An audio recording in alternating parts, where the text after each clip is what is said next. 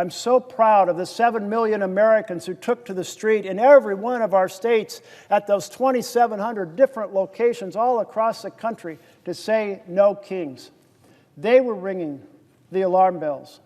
They were saying that it is absolutely unacceptable to have an authoritarian government. And that is the largest demonstration in U.S. history.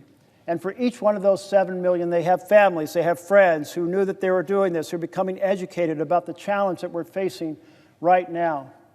And we have to recognize that the next election is absolutely critical if we're going to save our republic, because the strategy of an authoritarian is to rig the elections. And the more time they have, the more entrenched it becomes. And already here is Trump trying to do a national voter registration file that can be more easily manipulated for the elections next year. Here is President Trump trying to do massive gerrymandering in a whole bunch of states in order to offset the balance between Democrats and Republicans that are fairly represented in the House of Representatives. Here is President Trump saying he will do everything possible to stop the use of vote by mail across the country, because we know why.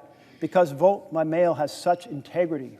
It can't be manipulated on election day like precincts can. In precincts, you can move their location. You can put them where there's no parking. You can understaff them. The machines can break down. You can send intimidators. You can proceed to put out fake information about their location. You can put out information the election was last week when it's really this coming Tuesday.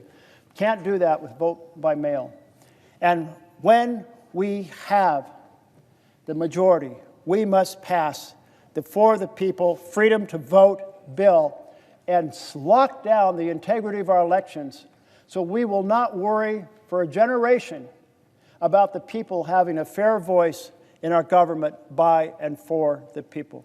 I'm proud to be colleagues with all of you in this effort. Thank you very much, and I yield the floor.